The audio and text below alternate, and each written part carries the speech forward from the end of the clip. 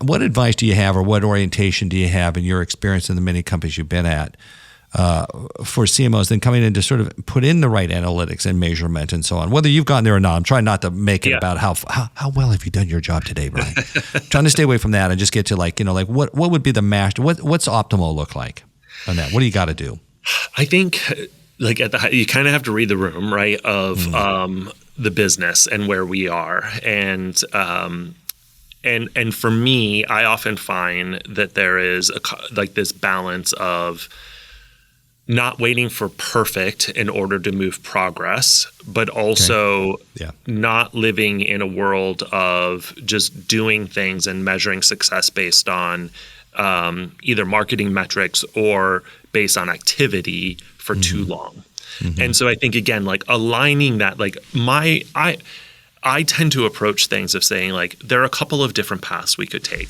One path is we start getting out there earlier, and we're going to go out and we're going to launch, where are we going campaign. And the reason why we're doing that is we see these brand metrics.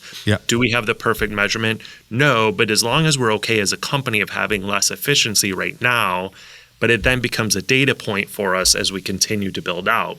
Right. The other way we could go is we can reserve sort of significant marketing investment for a while, build out the data engineering, build out the measurement, pass on stuff, and then launch something. There is no perfect, right? Yeah. And I think that's why I tend to like to have these dynamic conversations with CFO, with other executive leaders, business owners, the CEO, because then there's collective buy-in and support for whichever path. Yeah. Hey, Brian, you talked to me earlier too a little bit about, just pick up on that a little bit, about talking about working with other members of the C-suite and some of the dynamics. Talk a little bit about where you think the CMO, and you can either talk from your own perspective, you can talk more generally, about what you see in your peers in the CMO's relationship to CFO, CTO, CIO, CEO for that matter. I don't know. What do you think is going on there?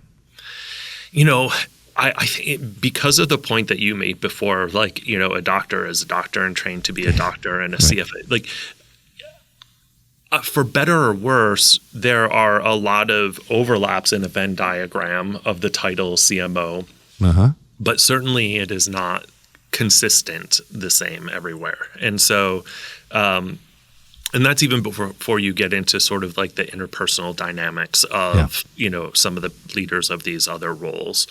So I know some of my peers who are just really, really good at this. They're incredible at saying hey, we've built enough trust, CFO, where this is the money as long as I return this ROI over this period of time. You're not going to get into the details of my, execution plan, where I'm how I'm allocating the budget. Right. I know you think establishing healthy boundaries is what you just said. I think that's your therapist would tell you to have healthy boundaries. That's right. Establish some healthy boundaries. I think that's 100% right.